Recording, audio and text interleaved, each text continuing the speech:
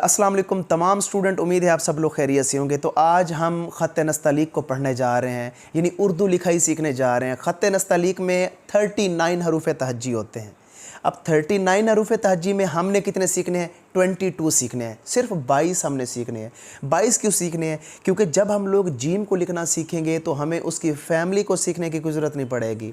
अगर हम बे को लिखना सीखेंगे तो हमें उसकी फैमिली को सीखने की ज़रूरत नहीं पड़ेगी। सेम इसी तरह हमारे जो हरूफ बचते हैं वो हैं 22, जिनको हमने सीखना है। अब 22 को मज़ीद मिनिमाइज़ किया जाए तो 4 ऐसे हरूफ हैं, 4 ऐसे हरूफ बनते हैं जिनको अगर आप लोग सीख लें तो आपको 50% उर्दू लिखना आ जाएगी, यानी उर्दू लिखाई आपके लिए 50% आसान हो जाएगी। वो कौन से 4 हरूफ हैं?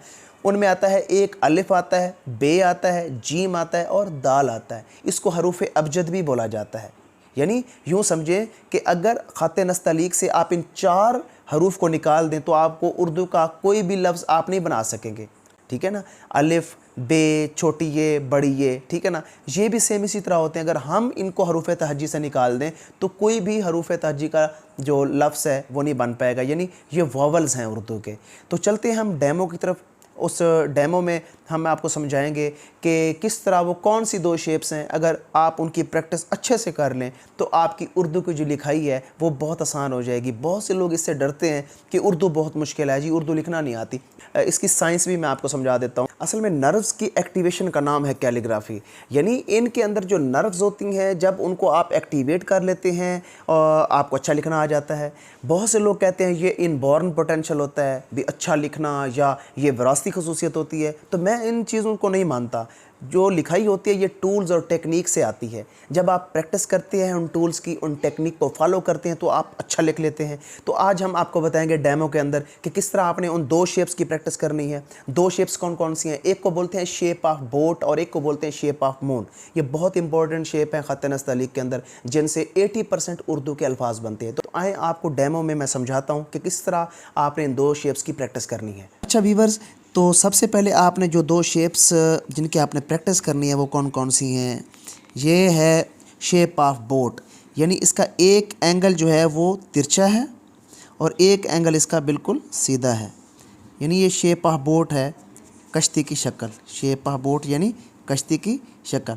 अब ये देखें, ये नीचे इसके पानी है और ये उसके ऊपर कश्ती तैर रही है,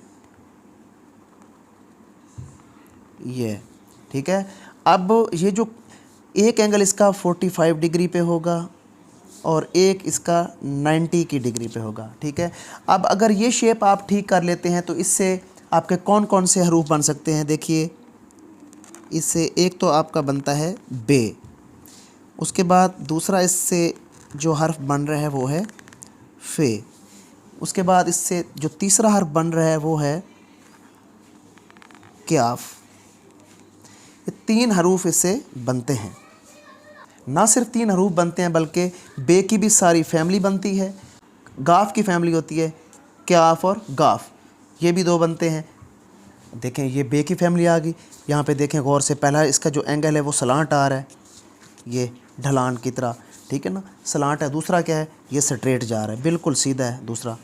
देखें, ये आपने इसी तरह स्टार्ट करना है, ऐसे ढलान, ऐसे, ये ऐसे स्टार्ट करना है आपने।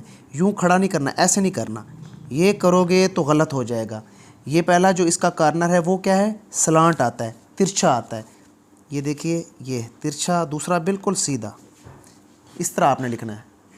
उसके बाद जो दूसरी शेप है हमारे पास वो आती है anti clockwise shape of moon. Anti clockwise shape of moon. ये देखें, ये शेप ऑफ मून को हमने लिखना भी ऐसे ही है कि जैसे चांद आसमान पे शेप तिरछी शेप में होता है, ठीक है। हमने इसको भी सेम ऐसे ही लिखना है। अब अगर मैं इसको यूँ यहाँ से क्लोज़ करूँ तो ये एग भी बन जाए, ठीक है। इस तरह आपने लिखना है कि अगर आप इसको ऊपर से क्लोज़ करें तो ये अंडे की शक्ल बन जाए, ठीक है। आपने इसको यूँ करके नहीं लिखना, ये गलत बन जाएगी शेप। और ना ही आपने इसको यूँ करके लिखना है ऊपर, क्योंकि चांद आसमान पे इस शेप में नहीं होता, ना इस शेप में होता है ना इसमें, बल्कि वो स्लांट फॉर्म में होता है, तिरछी फॉर्म में होता है। ये देखें, ये ऐसे, ये आसमान पे चांद की यही शेप होती है, जी। अब इस शेप से क्या बनेंगे, इस शेप से जीम और उसकी पूरी फैमिली बनेगी। देखें, ये इस शेप के ऊपर मैंने लगाया हेड यानी तिरछा 7। ये देखिए तिरछा 7 जब इसके ऊपर लगेगा और इसके नीचे वही शेप ऑफ मून आएगा तो क्या बन जाएगा, जीम या उसकी पूरी फैमिली, जीम, चे, हे, खे, सो ऑन, ये ऐसे। अब इसी के ऊपर अगर हम तिरछा 4 या हमज़ा लगाएंगे तब भी हमारा एक और हर्फ बनता है आइन। ये देखें, ये तिरछा 4 या हमज़ा, इसके ऊपर हेड लगा और नीचे शेप ऑफ मून आ गया तो क्या बन गया, आइन बन गया।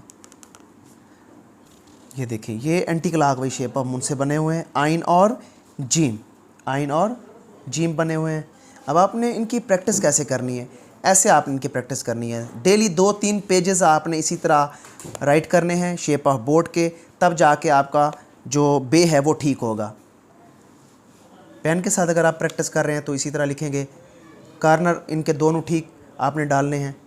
तो जब आप लोग ये प्रैक्टिस करेंगे तो फिर आप शेप ऑफ बोर्ड से बनने वाले जितने भी हरूफ हैं वो आप खूबसूरत लिखने के काबिल हो जाएंगे। ये देखें एंगल, इनको गौर से देख लें। अब शेप ऑफ मून को भी लिखने का तरीक़ाकार होता है। अगर आप गलत तरीके से शेप ऑफ मून राइट करेंगे तो आपके अल्फाज अपना हरूफ टेढ़े हो जाएंगे। देखें ये गलत तरीके से लिखा हुआ है, ये भी गलत तरीके से लिखा हुआ है। अगर आप एक्यूरेट लिखेंगे बिल्कुल, देखें ये तिरछे 7 के नीचे शेप ऑफ मून ठीक आया हुआ है, बिल्कुल गोल आया हुआ है। और अगर मैं इसको बंद करता हूँ तो ये एग भी बनता है। देखें अगर मैं यहाँ से इसको बंद करूँ तो ये एग बन जाता है। सेम आयन को भी आपने ऐसे ही लिखना है।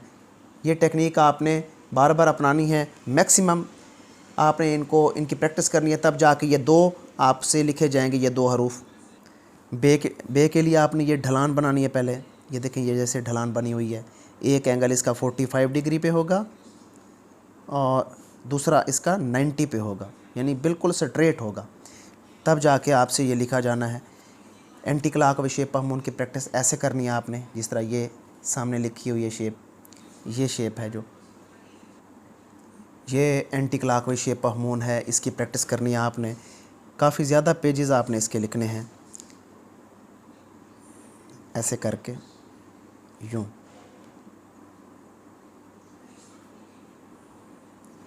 जब आप इनकी प्रैक्टिस कर लेंगे तो आपको जीम और आइन की जो फैमिली है वो लिखना आ जाएगी।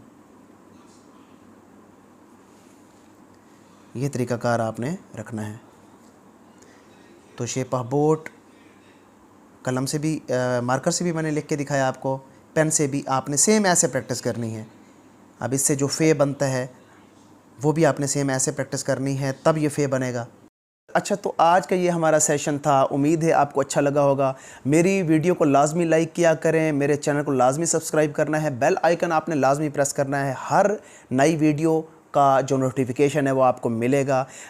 जो पेरेंट्स अपने छोटे बच्चों की राइटिंग के लिए परेशान हैं, जिन बच्चों की पेपर प्रेजेंटेशन बहुत बुरी है, तो वो मेरा व्हाट्सएप नंबर यहाँ पे स्क्रीन पे शो हो रहा है। आप मुझसे ऑनलाइन क्लास का हिस्सा भी बन सकते हैं। आप ऑनलाइन क्लास में ये सारी चीज़ें सीख सकते हैं। तो नेक्स्ट वीडियो में आपसे मुलाकात होगी। अपना ढेर सारा ख्याल रखिएगा। खुदा हाफिज़।